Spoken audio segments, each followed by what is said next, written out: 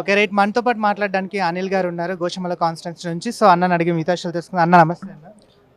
జై తెలంగాణ అన్న. అన్న Goshamahal constituency senior leader Anil Kumar నా పేరు.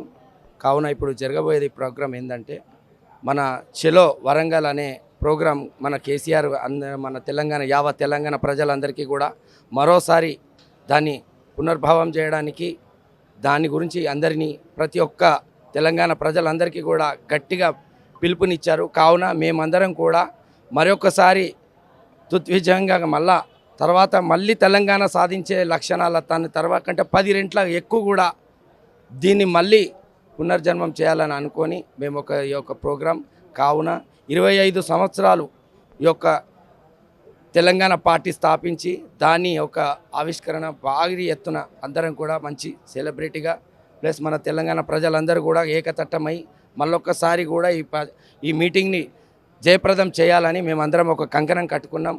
కావున వీళ్ళందరూ కూడా తెలంగాణ ప్రజలకు కూడా తెలవాలి ఏంటంటే ఒక విషయం ఏంటంటే మళ్ళీ మనకు తెలంగాణ వచ్చిన సాధన దానికంటే కూడా ఎక్కువ పోరాటం చేసిన దాని తర్వాత దానికంటే కూడా ఎక్కువ మళ్ళీ మనం ఈ యొక్క ప్రోగ్రామ్ని జయప్రదం చేయాలని మనసారా కోరుతున్నాము. జై కేసీఆర్, జై కేటీఆర్. రైట్. ఇప్పుడు సుదీర్ఘంగా సంవత్సరన్నర పాలన నడుస్తుంది రేవంత్ రెడ్డి గారిది. సో 6 గ్యారంటీలు ఖచ్చితంగా అమలు చేస్తామని చెప్పేసి అందులో 3 సక్సెస్ఫుల్గా రన్ అవుతున్నాయని చెప్పేసి కూడా కాంగ్రెస్ నాయకులు అంటున్నారు. నిజంగానే దాన్ని ఎలా చూడొచ్చు? ఈ 6 గ్యారెంటీలు అనేది అబద్ధాల గ్యారెంటీలు. ప్రజలను కూడా మోసాలు చేసి అబద్ధాల హామీలు ఇచ్చి అబద్ధాలది ప్రమాణ స్వీకారాలు చేసి ప్రజలని నాశనం కట్టేయడానికి తెలంగాణ మళ్ళీ బూజు పట్టేయడానికి ఈ యొక్క రేవంత్ రెడ్డి పరిపాలన ఏ విధంగా ఉందంటే దాన్ని మళ్ళీ 100 సంవత్సరాల కింద తొక్కేయడానికి మాదిరిగా తీసుకొచ్చిండు. కేసీఆర్ ఏమో యావత్ తెలంగాణలో ఎక్కడ ఏ ప్రపంచంలో కూడా ఎంత డెవలప్మెంట్ లేదు కానీ మనకు ఒక తెలంగాణ తీసుకొచ్చిండు. కానీ మళ్ళీ రేవంత్ రెడ్డి ఒకటి ఏం చేస్తుండంటే హైడ్రా పేర్లు చెప్పి ఆ పేర్లు చెప్పి ఈ రేపు చెప్పి భ్రష్టు పట్టేయడానికి మాత్రమే ఆయన పరిపాలన చేస్తున్నాడు. ఆయన లంకబిందెల గురించి వచ్చిండు. కానీ ఇక్కడ లంకబిందెలకు చేయడానికి వచ్చిన వాళ్ళు మన రాజనీతి చేయడానికి అవసరం కదా. రేవంత్ రెడ్డి గారు లంకబిందెలు అన్నట్టు ఏ ఊర్లలో పొంటో చెట్ల పొంటో పోతే దొరుకుతాయి. ఇక్కడ తెలంగాణలో లంకబిందెలు దొరకాయి. ఇవాళ ప్రజల సేవ చేయండి, మీ ప్రజలకు హామీలు నెరవేర్చండి. 6 గ్యారెంటీలు అవి చేయండి. బస్సులు పెట్టారు దేనికండి? ఆడోళ్ళు గుద్దుకొని చావడానికి. ఒక్కొక్క ఆడోళ్ళు మన్ను దుమ్ము ఫోన్ తీస్తే రేవంత్ రెడ్డికి పొద్దున సాయంత్రం దాకా కొంత 1,00,000 మంది ఆడోళ్ళు మన్ని దుమ్ము ఎత్తి సాపెనాలు దీవెనాలు ఇస్తున్నారు. ఈ పరిపాలన కావడానికి ఆయన శపథం తీసుకున్నారు. ఇదే విషయం గురించి గౌరవ మంత్రి సీతక్క గారు కూడా అసెంబ్లీలో మీకు కడుపు మంటనా అని చెప్పేసి కూడా ఒకానొక సమయంలో అసెంబ్లీలో మాట్లాడడం జరిగింది. అంటే మహిళలకు ఫ్రీ బస్ పెట్టొద్దనే ఉద్దేశమా మీరు ఇవన్నీ చేస్తున్నారని చెప్పేసి కూడా అన్నారు. దాన్ని ఎలా చూడొచ్చు? ఇప్పుడు సీతక్క గారంటే ఆమె ఒక అడవి తల్లి. ఆ అడవి తల్లికి ఏముంటుంది? ప్రజా పరిపాలనకు అవగాహన తెలియదు, ప్రజల ఆకలి బాధ తెలియదు, ఆమె కష్టకాలికలు తెలియదు, ఆమె ఇష్టం వచ్చినట్టుగా మాట్లాడితే కాదు కదా. మరి సీతక్కది పరిపాలన ఏం చక్కగా ఉన్నది? ఫస్ట్ ఆమె అక్కడ ఉన్న నియోజకవర్గం వాళ్ళకే ఆమెది ఏది కూడా ఈసు లేదు, పాసు లేదు, ఆసు లేదు. మరి ఆమె ఎందుకు ప్రజాసేవ చేస్తున్నదని, మరి ఆ పార్టీలో ఆమె ఏం గట్టిగా పని స్టార్టింగ్గా చేసిందని. కాబట్టి సీతక్కకు ఒక బస్సు పరిపాలన పెట్టిందంటే మరి ఆడవాళ్ళకే తిరిగాను. మరి మగవాళ్ళు లేరా? మగవాళ్ళది సంసారాలు నాశనం అయిపోతున్నాయి. భార్య భర్తలని ఇద్దరు మధ్యలో లొల్లి పెట్టడానికి ఒక బస్సు ప్రోగ్రాం పెట్టాడు. మీరు బస్సులు డెవలప్మెంట్ చేయడానికే పెట్టాడు, తెలంగాణకి ఇన్కమ్ సోల్కా, లేకుంటే తెలంగాణ నాశనం పట్టడానికి అప్పుల కుప్పలు చేసి పెట్టడానిక?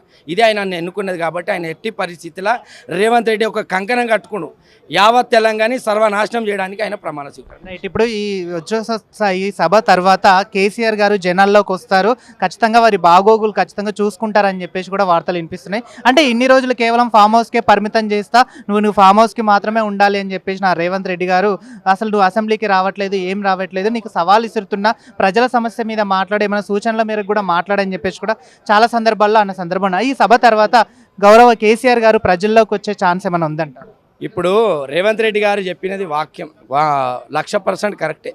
కేసీఆర్ ప్రజలలో రాకపోవడం కారణం ఏంటంటే ఆయన తకాంచి ఇంట్లో పడుకోవడానికి కాదు, ఏదో నేను రాజ్యకం 10 ఏళ్ళు చేసినా ఇంట్లో పడుకొని తిని తుంగోవడానికి కాదు. ఆయన ఒక అడవిలో శివం వెనుకకు కాలి వేసిందంటే అర్థం చేసుకోవాలి. ఏ విధంగా పంజగొట్టడానికే, షికారు చేయడానికే, రేవంత్ రెడ్డిని ఎట్లా పంజగొట్టాలి, ఎట్లా షికారు చేయడానికే ఆయన కూర్చున్నది. కాబట్టి శివం లాంటి మా యొక్క కేసీఆర్ నాయకత్వం మళ్ళీ వస్తుంది, మళ్ళీ ఆయనే సీఎం అవుతాడు. ఆయనని మాత్రం షికారు చేయడానికి మాత్రమే ఆయన వెనక వస్తున్నాడు. ఆయన ఇంట్లో కూర్చున్నంత మాత్రాన, ఫామ్ హౌస్లో కూర్చున్నంత మాత్రాన ఆయన పిల్లై కూర్చోలేదు. ఆయన ఒక శివం, గర్జించిన శివం. ఒక అడవిలో శివం అంటేనే ప్రతి ఒక్క జంతువుకు కానీ ప్రతి ఒక్క పెద్ద ఏదైనా సరే దానికి మాత్రం వెనకాడుగా వేయాల్సింది. ముఖ్యమంత్రి ఇప్పుడు ఉన్న ముఖ్యమంత్రి రేవంత్ రెడ్డి గారి మాట తీరు ఎలా ఉంటుంది అంటే ఆయన అనే మాటలు కొన్ని చాలా బాధాకరంగా ఉన్నాయి అనిపిస్తుంది. సో ఎలా చూడొచ్చు దాన్ని? అది రేవంత్ రెడ్డి గారి మాటలు ఏ విధంగా ఉంటాయంటే, ఒక యూకేజీ ఎల్కేజీ పిల్లలు ఏ మాదిరిగా మాట్లాడుకుంటారో క్లాస్లో, సార్ వచ్చినా టీచర్ వచ్చినా వాళ్ళకి ఏం తెలియదు. కాబట్టి చిన్నపిల్లల తత్వం ఆయనది కాదు తత్వం, ఆయన మైండ్ది తత్వం. ఎందుకంటే మైండ్ కరెక్ట్గా పని చేయట్లేదు కాబట్టి ఆయనను అనడానికి అవకాశం లేదు. పాపం ఆయన కొంచెం మతిస్థిమితి, ఎప్పుడు ఏం మాట్లాడుతాడో తెలియదు, గంట ముందు ఏం తిన్నదో తెలియదు, 2 నిమిషాల ముందు ఏం జరగబోయేది తెలియదు. కాబట్టి ఆయనకు కొంచెం మతిస్థితి అనేది ఉన్నది కంపల్సరీ. ఇంకో రాబోయే టైంలో కూడా బీఆర్ఎస్ పార్టీ అత్యధిక సీట్లతో పైకి వస్తుందని చెప్పేసి అని వార్తలు వినిపిస్తున్నాయి. ఖచ్చితంగా దాన్ని చూడొచ్చు. 100%గా 1000% ఆల్రెడీ తెలంగాణలో బీఆర్ఎస్ పార్టీ ఇప్పుడు 1000 మెజారిటీ పవర్లో ఉన్నది. గెలిచినట్టుగానే మళ్ళీ కూడా మా కేసీఆర్, నేను 3 సంవత్సరాల నరలో నేను ఆయన డిస్టర్బ్ మొత్తం పరిపాలన చెయ్యను అనేసి ఆయన ఒక రెస్ట్ తీసుకుంటున్నాడు. సో చివరిగా మీరు మీ పరంగా, మీ మాట పరంగా గవర్నమెంట్కి ఏం చెప్పదలుచుకున్నారు? గవర్నమెంట్కి నేను చెప్పేవలసింది ఒకటే, మా యొక్క బీఆర్ఎస్ పార్టీ నాయకులమందరం కూడా, తెలంగాణ యావత్ పార్టీ మొత్తం సభ్యులు అందరూ కూడా ఒకటే మాట, మీరు ఏ యొక్క ప్రమాణ స్వీకారం చేసిండో ప్రజలకు హామీలు ఇచ్చి, అబద్ధాల హామీలు ఇచ్చి, లేని హామీలు చేసి, వాళ్ళకు అన్ని మభ్యపెట్టి, వాళ్ళని మాయమాటలు చెప్పి, మోసాలు చేసి బీద ప్రజలతోని చెలగాటలు ఆడుతున్నాడు కదా, అవన్నీ మానుకొని ఇకనైనా ఉన్న 3 సంవత్సరాల నడనైనా ఆయనకు ఆ టైంలో ఏ క్షణంలో ఏమై తెలియదు. కాబట్టి ఒక ఆనకట్టుగా కట్టినట్టుగా ఇది మా తెలంగాణ బీఆర్ఎస్ పార్టీ మొత్తం కట్టుగా కట్టి ఆగినది. అది తెగిపోయిందంటే తుఫాన్లాగా కొట్టుకుపోయేది జరుగుతుంది. కాబట్టి ఆయనకి ఇప్పుడు కూడా ఒక మోకా ఇస్తున్నాము, ఉన్న 4 రోజులు మంచిగా చేసుకోండి, ప్రజలకు చేసే పొదుపులు అన్నీ అందించాలని కోరుతున్నాను. థ్యాంక్ యూ అన్న, థ్యాంక్ యూ సో మచ్.